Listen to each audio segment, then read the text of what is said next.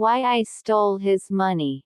My name is Anna and this is my story. All this because I made wrong decisions or stole money from my brother's wallet. Not my choice, but no other way in life could offer me better alternatives. There was nothing else that I could have done, at least I don't think so. So I want to tell you all. Trouble my brother was in. I had this brother younger than me. He was everything to me. He got himself into serious trouble one day. He owed huge sums of money to the most dangerous guys around. They said if you do not pay, we'll kill you. He came crying to me for help. I really did not know what to do. I had no money and nobody to ask from.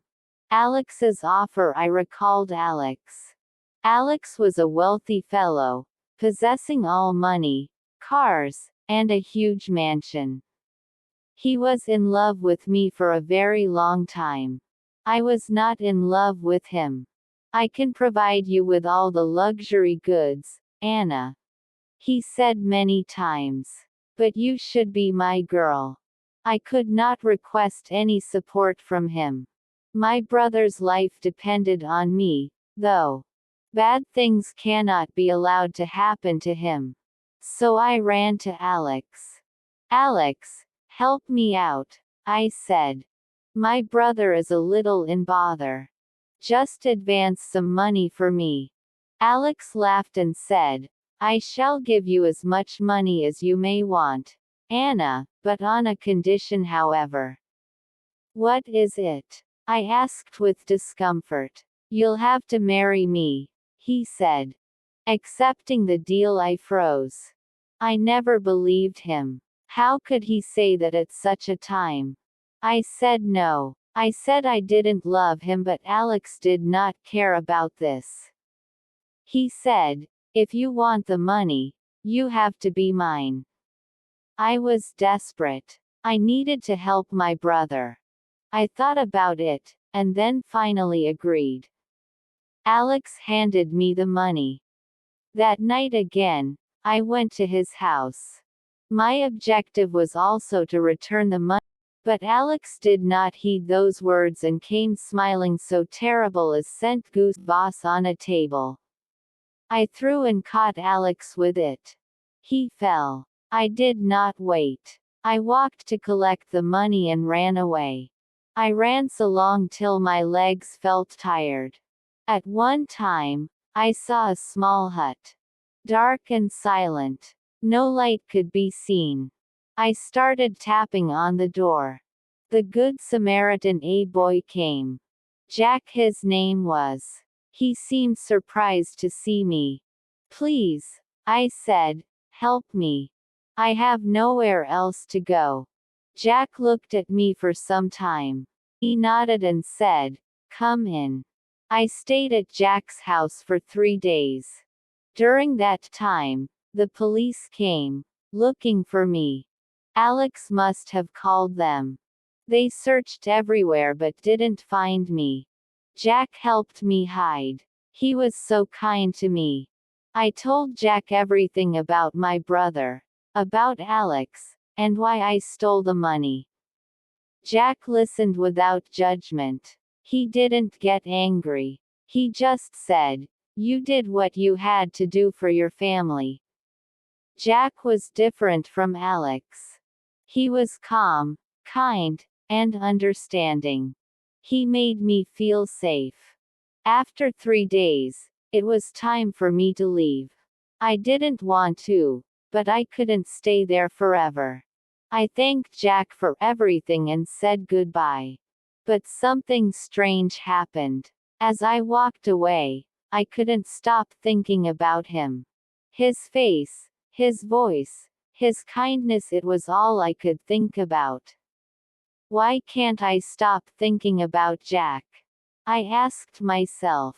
Do I like him? No, it's not possible. I just met him. But the more I thought about it, the more I realized the truth. I did like him. No, I loved him. I didn't know what to do. Should I go back and tell Jack how I feel? Or should I keep running? My heart was full of questions, but one thing was clear: I couldn't forget him. Jack changed my life.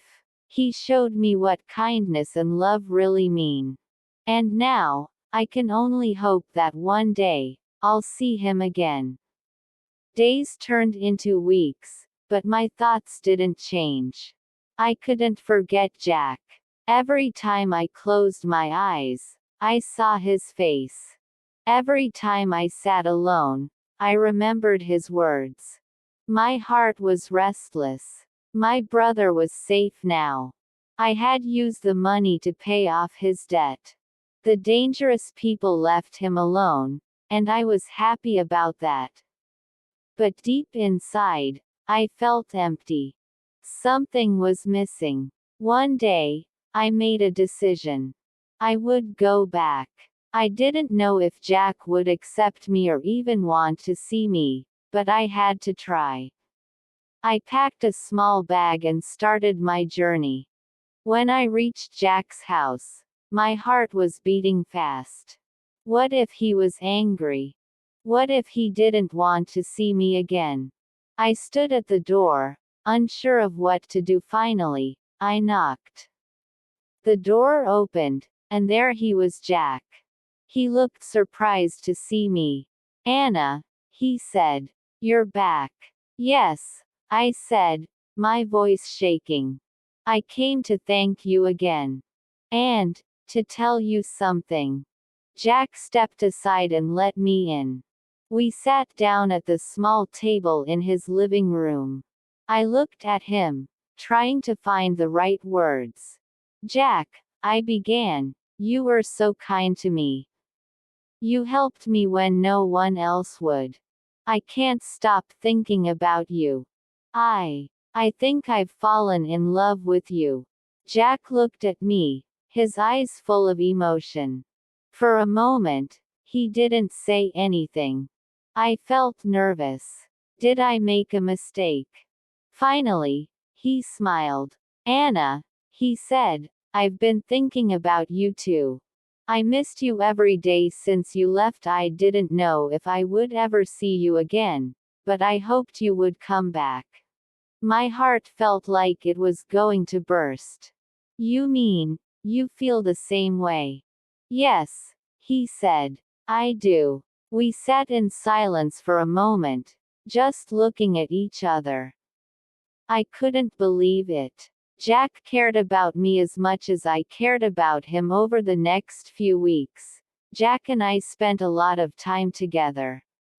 He showed me his garden, his favorite books, and even his old guitar. Made me laugh and feel safe, something I hadn't felt in a long time.